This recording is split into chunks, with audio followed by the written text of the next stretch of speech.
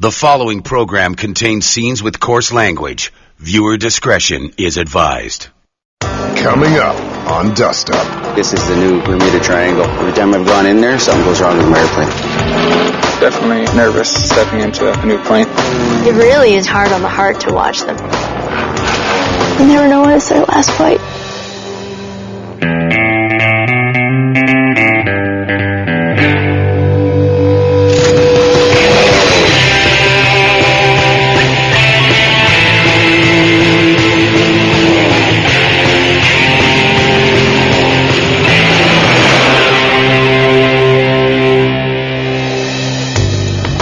Summer is waning in northern Saskatchewan. The cool mornings are a sign that harvest is around the corner. And things are about to get busy. On the ground and in the air. When it comes to crop dusting here, 72-year-old Bud Jardine wrote the book. For 40 years, he's risked life and limb, not only for the farmers, but for his own family on the ground. The winter quite hard. She'll be rocking and rolling. Shannon Jardine is Bud's youngest daughter and part-time ground crew. He's damn good, and he knows what he's doing. Stay safe up there. We'll see you in about a half an hour. For Shannon, it's been a summer of constant worry. I'm worried about my dad on this flight because it's real windy. Kick that wind's butt. It's not only Dad that's fraying Shannon's nerves. She also works with her brother, Maverick sprayer Brennan Jardine. I just want to spray acres and I want to be in the zone, man. By all accounts, Brennan's as good as they come. And if there's a limit, you can be sure he's tested it. Today, Brennan's in the township of Smoky, just outside of Nipawin. He's recruited Shannon to be his ground crew. So, Shannon, are you going to behave today, no? I always behave. You're a brat. You've always been a brat. Says you. Smoky is one of Brennan's least favorite places to work. I think this is the new Bermuda Triangle. Every time I've gone in there, something goes wrong with my airplane. It's just weird shit happens there. Perhaps the numerous UFO sightings in the area are a factor. But whether or not there's a curse on Smoky the community has a long history of hardship, dating back to a massive fire in 1937 that gave the township its name. So I've got to flush it? Brennan's plan is to get in and out of Smoky as quickly as possible, but that's not working out too well. Okay. He had so many acres lined up when we went to Smoky He can load up for 80 acres. It was 220 acres. So we got about 950 acres. Don't forget to send me a bill. And then the work pretty much doubled since we were there. No, might be about time. Did you want to do some more spraying? One guy even chased my brother down on the road as he was about to take off to get some spraying done. I can probably work you in before I go. What should have been 2 days turned into a week. Yeah, this is crazy out here. The next day, Team Jardine is up with the sun. But today, the weather shuts them down. Well, it's not actually raining right here, but it was, and it's raining in behind us, over there, over by the field that I'm going to spray. I think God wants me to spend more time in Smoky Burn. In the meantime, they'll head back to Nipawin and spend the morning in a place where wet weather is welcome.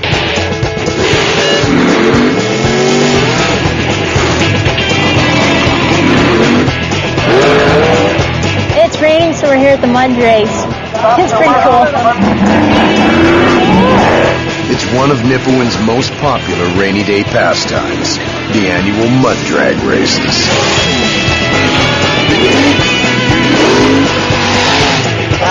Some people came from far away, and they would go 2 feet and they were stuck in the mud. He's going to get stuck. He's done. Hey, man, how you doing? It's all about fun. But for the local crop dusters, the competition is fierce. Both Brennan and Bud have trucks in the race. My dad is sponsoring Killer. My brother's sponsoring the Hulk. The two were once business partners. Killer kicked ass. He sure did. But that was long ago. Coming up, we've got Killer. She's sponsored by Brennan Jardine. My dad missed some of the race of killers because he went to go talk to the announcer because they said it was sponsored by Brennan Jardine, I guess it was, instead of by Jardine. Got the names mixed up on that one. That's mine. Ooh. That's twice they got it wrong. Today, father and son are competitors, and Shannon stands in the middle of an ongoing family feud. I guess I'm a little bit like Switzerland. They've had conflicts in the past, and at this point, they're just keeping their distance from each other. I guess it's tough. Shannon wants one thing, for her father and her brother to stop fighting before it's too late. They're in dangerous professions. One of them could die at any time, so when that happens, there won't be an opportunity to make any reparations. I think that's Travis is coming up that great green one. In today's heat, the big winner is neither Bud's nor Brennan's. It's a turbocharged dark horse sponsored by Nipawin's newest crop duster, Travis Carly. Dad? Let's give Trevor a big round of applause. Travis himself isn't here to enjoy his win. He's 750 kilometers away. Leduc, Alberta. That's awesome.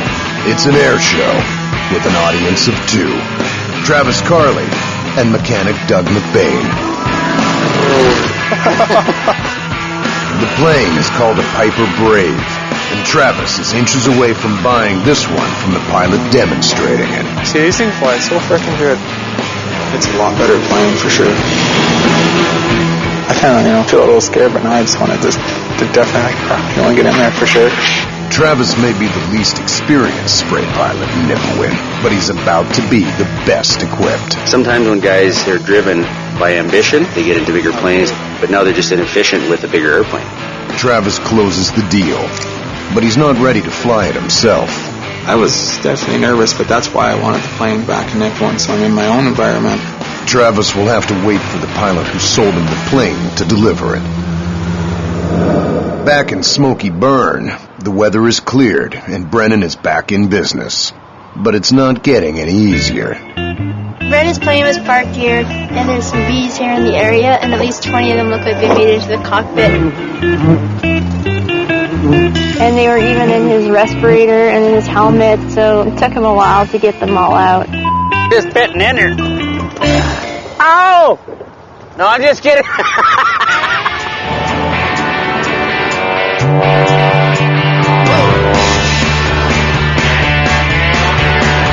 Brennan's next challenge?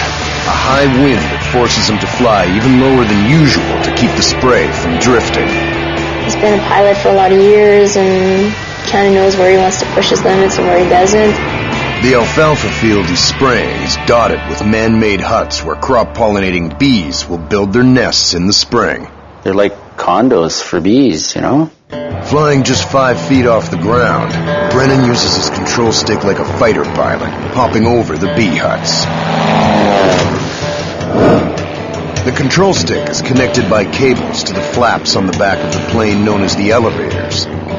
Pulling on the stick causes the plane to climb. Pushing on it causes it to dive. Shannon watches Brennan stunt with trepidation. You don't want to be the whiny baby sister. I just send good thoughts and hope it'll be okay. But the day is young, and the curse of Smoky Burn has only begun to strike. This is a good day to just stay on the ground. The spray gods aren't with me. Travis Carly is still waiting for his new Piper Brave to arrive. But he's already selling the plane to farmers like Carson Szymanski. Things are growing just like mad. Nice. Looks like it should be a good crop, so we're going to protect it. You're one of the best in the area. It's the best one I have. Carson's prize crop is a major export for Saskatchewan. Good old-fashioned oats. Saskatchewan, 1912. The opening of the Quaker Oats Mill here gives Saskatchewan oat farmers a conduit to the world's breakfast tables. A hug, a kiss, and a good hot Quaker Oats breakfast.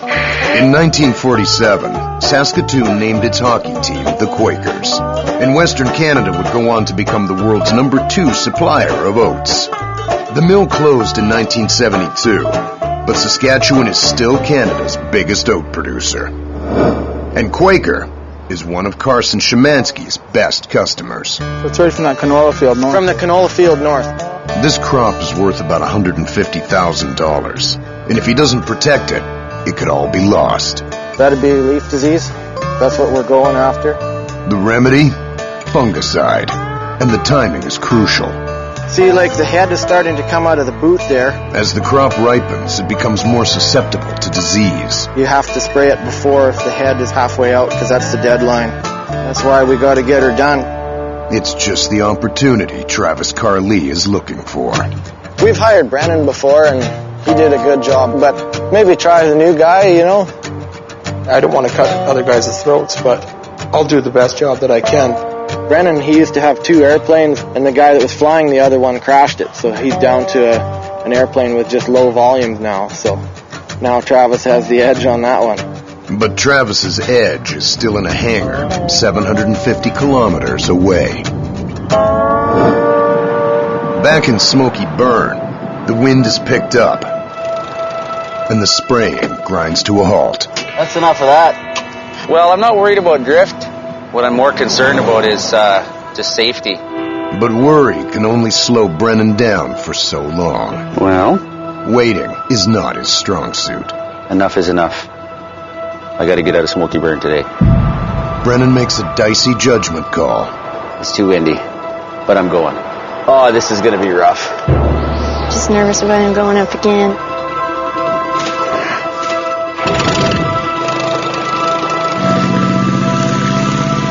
As Brennan accelerates for takeoff, the crosswinds make it impossible to slow down or stop. Now I'm committed, because if I pull the power with a full load, I'm going to go in the ditch. Oh my gosh. I just kept pouring the throttle to it, kept trying to keep it straight with rudder. That was a scary takeoff. I kind of like it when I can't see as well because it freaks me out. Then I got in the field, and it was like worse than I thought it was going to be. When I'm out there and I don't see any birds in the air, then I know I shouldn't be, because they're smart enough to stay on the ground. There was no birds in the sky when I was flying. Brennan continues battling the wind. Then, halfway through the load, I noticed something. There was something different in my controls. I thought maybe it's because of the wind. Brennan's control stick is not responding. He's having trouble controlling the altitude of the plane. But I managed to get through it. My landing was a little bit sketchy because I come in now, I got a gusting crosswind. The most vulnerable you are is just before you touch down.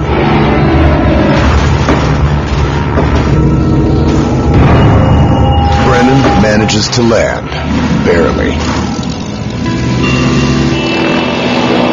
That's enough of that craziness. Yeah, it's windy. That was terrible. I'm not doing that again. Not right away. When I stopped, I checked my controls, and they were good on the ground. We'll chalk this one up to experience. A bad one. But Brennan's not quitting. Not now. 2 loads left to get out of Smoky Burn.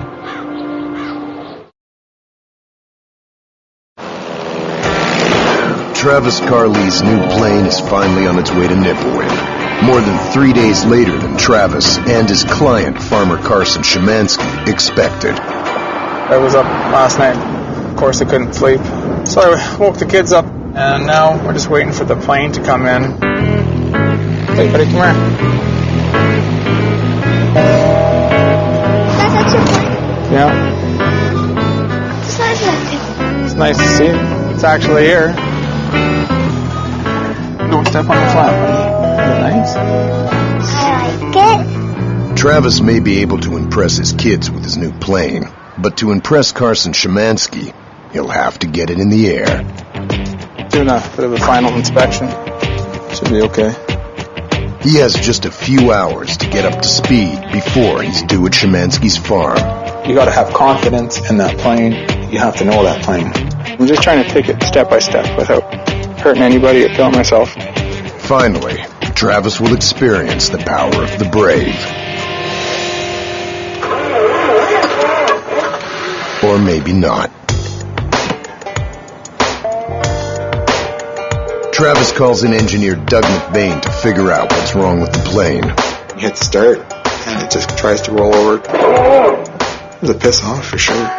A good old-fashioned jump start gets the plane going. But Travis is still nervous. The time for a test flight has come and gone. And now Travis is late for the Braves' first spray job. Travis was supposed to come do it, and it seemed like it was forever waiting for his new airplane, so I phoned Brennan to see if he could come. Hello, I just missed your call, Carson. I had one airplane and I was real busy spraying, and he had 2 airplanes and he wasn't doing too much. That was Carson Szymanski. He wants me to go spray for him. If Brennan can get out of Smoky Burn, he can add Carson's job to his list. For Travis, the job is hanging by a thread. Not that I can see. There's 3 screws. But the new plane's still not cooperating. Just trying to figure out how to run this thing properly. Like, it doesn't want to run very smooth at low RPMs. I mean, it's blowing black smoke. All right. In Smoky Burn, Brennan is down to his last spray job. Better hurry up or you're going to get more customers. Yeah. Brennan's control stick has been acting up, but he's one load away from escaping the Bermuda Triangle of Smoky Burn. It's like, okay, I can do 1 load. The takeoff goes well, but on his first pass, the stick gets worse. In my turn, I noticed, geez, it's not pulling back right. Brennan is having trouble controlling the plane, but he presses on. I was going up over big trees, so I was like making sure I can pull back on the stick. And then I flew about half the load off. The problem is getting worse. Brennan can barely control the plane's elevators. Well, this is getting more serious than what I thought. So I'm going to land the airplane. To land the plane, Brennan descends by pushing his control stick forward, pushing the elevators down. So now I go into land, and now it won't come back at all. It's stuck, eh? With the elevators stuck in the down position, the plane dives uncontrollably. It's one of the worst things that could ever happen in an airplane. On the ground, Shannon waits, unaware that Brennan is fighting for his life. If your controls lock up like that, I could feel fear.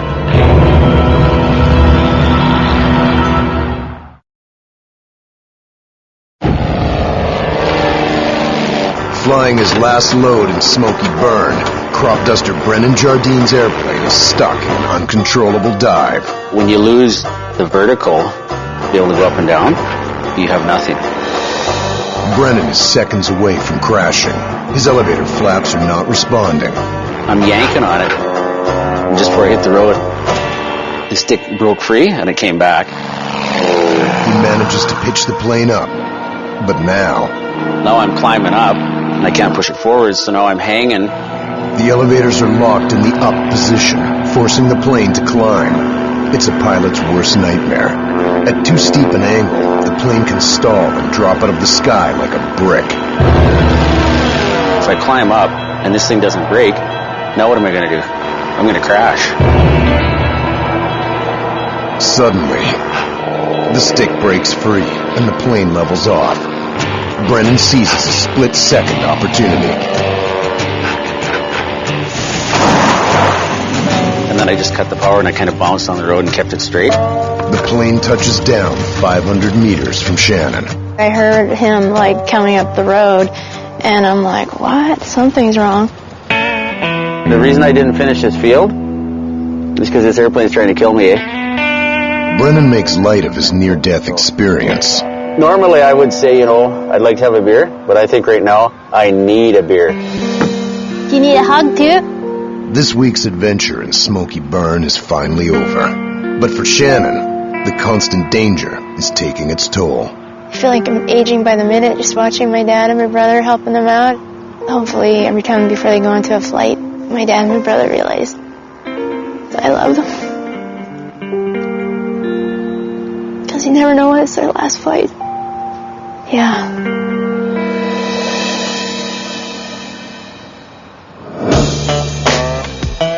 Travis is down to his last chance to spray for Carson Szymanski. He'll have to skip the test flight. Everything seems okay. I guess we'll find out now.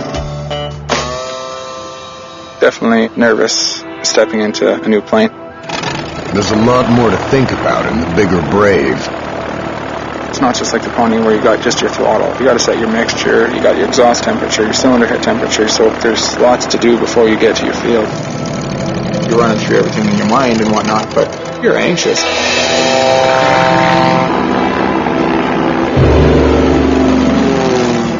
Travis takes his time surveying the oat field, trying to get a feel for the new plane. But the clock is ticking. Carson will be out there watching for sure. And up here, Travis can only do so much. It gets to the point where it's like, shit or get off the pot. Get that nose down and put it in the field. It's a trial by fire, but the new Brave passes the test. It just felt good. It was performing. Everything was working good. When you ask it to bank left or bank right or to come up or down, it comes with you. You're not fighting it. Very, very nice to fly.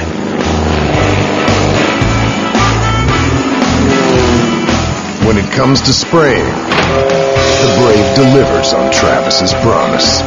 It's good, we're getting more water on that. It'll get better coverage on the crop. It's basically just like a shotgun as opposed to a rifle. The more bullets you have in the air, the better chance you have of hitting the target. I was kind of curious to see how it looked below, so I texted him. I just got a text from Travis wondering, how's it looking? It's looking great. The rookie crop duster has gained a new customer, right in the heart of Jardine territory. Brennan, I hope he wasn't too hurt about it, but he'll get over it. He's got lots to do.